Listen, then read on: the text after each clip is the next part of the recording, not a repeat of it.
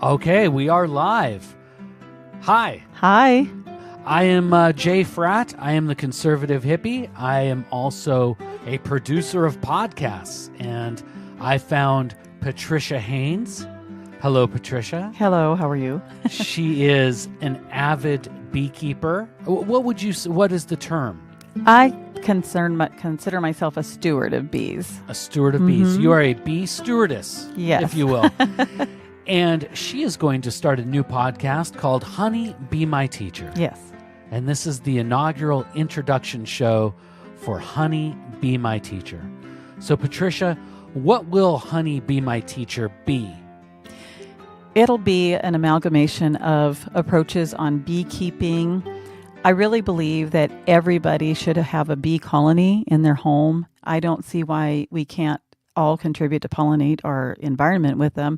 There are other pollinators out there naturally, but the honeybee is the one that contributes the most to our food sources as well as our textiles. So it's quite important, I think, for all of us to just be good stewards of the bees. We confuse them with wasps. So I want to teach the differentiation between the bee versus the wasp, management, stewardship towards the bee colony itself, as well as us as humans and how we see the bee, and just take another look at it in a different light and really learn to love the honeybee for what it does for us.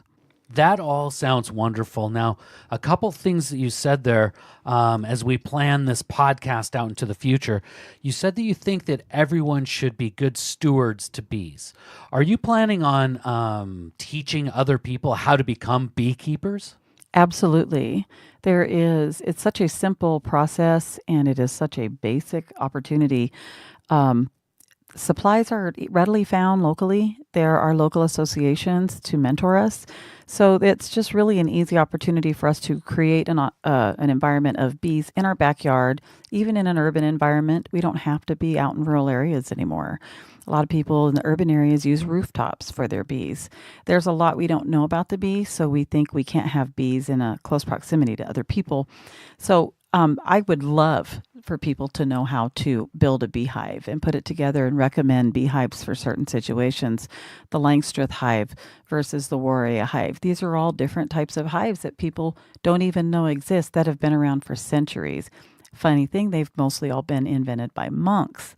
So there's just a lot of good information out there, and it's intriguing, and it just gives us a chance to build our preservation, I would think, from the ground up. Mm-hmm. And by learning how to manage bees, bees are still a delicate organism. We call them a superorganism because each bee individually is not the organism, it's the hive itself.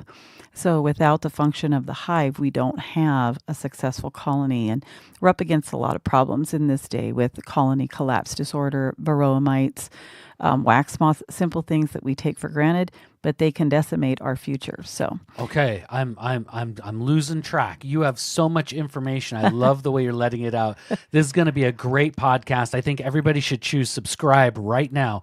Now, a couple things you said. Mm-hmm. One thing I know about, and I want to circle back to it, is kind of the hippy dippy beliefs that you have with bees. I want to touch on that, and then the other thing you said is preservation. Mm-hmm. So I want to know two things. One, what can we expect with your podcast, and what is this kind of this hippy dippy theories or the symbiosis between humans and bees that you believe in? I think I've heard you say just the name of this podcast, Honey, Be My Teacher, that they have so much to teach us. They do. They're a colony, and they function to preserve the queen and keep her alive, but at the same time, they have a purpose, and they live passionately to serve that purpose, and they're successful at it. They don't have political arguments. They don't have any of these weird things, and they do what they're supposed to do all day long. They have their waggle dance, and they have their little humming songs that you learn about them, and there's a calming aspect to it that helps you to learn to retreat into yourself and look at how that colony is now dependent on you because it no longer is in a natural environment because you're keeping it in a hive yourself, and it's relying on you to offer the structure for that colony to be safe. And it makes me feel more responsible, and it gives me an opportunity to kind of see, humanity from a different light. So I don't look at it as such it's complex, I know, but I see it more simply. It gives me hope. And it just keeps my heart at ease when I look at them because the bees they don't hate us and they don't care for us. They do what they do, but I'm able to love something unconditionally that doesn't necessarily have that much emotion, but still by my taking good care of it and my good stewardship, it will still give back to me forever. Yeah, that's amazing. And why are bees so important? Bees are responsible for many textiles and foods that we have. If bees can't be out there to pollinate alfalfa, your cows don't get any food. Your cows don't thrive. Therefore, you have no meat. If you have cottons rely on bees for pollination. So there again, you're relying on a little organism, which is much bigger than we realize, to perpetuate that species of plant in order to create the textiles that we use today to facilitate us even having clothes to wear. Not to mention its lifespan of just making honey and wax, propolis, all the beautiful things that we can gain from that. Wow. So much to learn in it. And I can tell right now you have so much to give. I can't wait to hear your podcast. What are some of the specific podcasts that you have in mind over the next few months? Well, one of them is I'd really like to really start on people getting comfortable with the concept of having their own beehive, and getting them connected with local agencies that can help them be connected to a beekeeping association where they can build their own colony. Just start with one. If they don't want to do that, there's also opportunities where they can go out and learn with mentors and help other people that have the bees, that do pollination. Their bee care is important. I'd like to also create I guess I would just like to build on resilience in ourselves and how we can take it in education. Maybe each one of us, like a pebble in a pond, take that little bit of knowledge, and we don't have to know all of it today, but can we just drop that pebble in the pond and kind of ripple that out and help to spread that to others, and just slowly, just kind of like the 6 degrees of separation, we're all connected eventually. Yes. And we can use the bees to make that happen. Yes. It's almost using the bees to become more connected to your own community. Mm-hmm. As the bees have given you the lesson and watching and observing them. Yeah, it's an amazing circle of life, symbiotic relationship, the social aspect of bees. It's just absolutely fascinating, and I cannot wait for you to get started. Okay, Patti, one of the things that you mentioned early on in this introduction to Honey, Be My Teacher, what a fantastic name you came up with. Thank you. Is you mentioned community. Mm-hmm. Can you tell me a little bit more about your beekeeping community and your goals with your podcast? Well, ultimately, the beekeeping community is, there are beekeepers in our local area, and if we connect with each other, we can basically get a lot more accomplished. We can learn from each other, and that's one thing I do on Facebook. I have a page. My Facebook group is called Honey Be My Teacher, naturally, Honey Bee, BEE. But I also have a page. It's Be My Honey Honeybees. It's my logo for my honey that I do sell. But I bought my honey locally and started keeping bees and started getting my own honey. And the flavors do vary a little bit, but I've enjoyed the honey from everybody and all of their benefits. So it gives me a chance to enjoy learning new things and aspects from other beekeepers, what they can offer, and how we can stay connected as well. But I like the community of beekeeping with all of the beekeepers out there that we aren't aware that can contribute to, I bet you have a beekeeper in your area and you just don't know about it. Yeah. I'm sure you do. I might be a future beekeeper. I know that my life partner is going to look into our HOA and see if they have any rules against it. They have rules against chickens, gosh darn it, and we like to keep chickens. But when we moved here, we couldn't keep chickens anymore. Well, we thought, I wonder if they even have anything about bees. Let me ask you a question. Are bees considered livestock? No. For HOAs? No, they are an apiary. So you would be an apiarist. I am registered with the Washington State Department of Agriculture as an apiarist because I have a certain number of hives. Those hives are registered through the state. So no, it's an apiary. Okay. So much to learn like with birds. your podcast. So what about what are you looking to bring people together with the podcast? What is the goal? You have so much knowledge in your head, and I appreciate you want to download this knowledge. You've got your Facebook page. What was the Facebook page again? The Facebook page is BEE, My Honey Honeybees. Okay. And what's the Facebook group? It is Honey Be My Teacher. Just like the Just podcast. like the podcast. Okay, and I would imagine if you found one or the other, you would be able to find the other through that. Correct. Okay.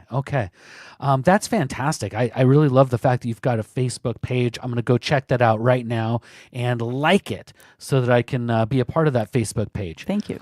What else are you looking to do with this podcast?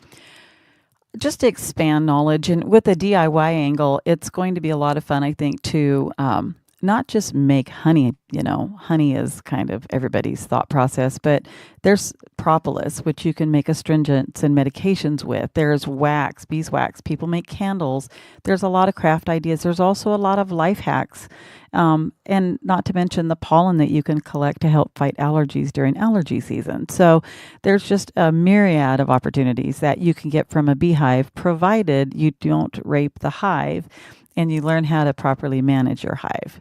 And that's going to be one of the bigger opportunities, not to mention just to be able to connect with other beekeepers and learn from them, because there's so many different methodologies and thought processes. Some of them are a little quacky, but there's little bits and pieces of good wisdom in there. And, it's hard to rely on a YouTube channel all the time. You need a mentor sometimes. Yes. And to have somebody locally you can go to and connect with. I have one in Rochester, Washington, where I live, who gives me great help. And when I need him, he comes right down to my hives and just checks on them with me and tells me how I'm doing. That's fantastic. What a service. I cannot wait. Patti, is there anything you'd like to add before we send people on their way wishing that we had a lot more in the can for Honey Be My Teacher? I just want us to all learn to love the bees. And I think that we can also learn to, it's funny when you have a project like this, it kind of forces people to learn to work together. And when you work with honeybees, you see that if the colony doesn't do the right things or wrong things are done to it, it will collapse. And I feel like in this day and age, people are just so disconnected. And even with social media, we get a little bit in our own little bitty buttons of life where we push buttons here and there and we're not getting out as much. But if we have honeybees and we have mentors and we work together and unite, just like that colony does, we can become that superorganism ourselves.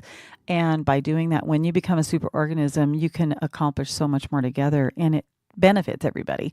And also give me a chance to just educate people. And I don't know everything, but what I don't know, I will find out. I will go and seek knowledge myself. But this forces me to seek knowledge all the time. And I just think we should always be on that journey. It's kind of my mantra in life and keeps my chakras going. And so that's the direction I want to go. And I would like to see people embracing honeybees and other pollinators and giving back instead of taking all the time.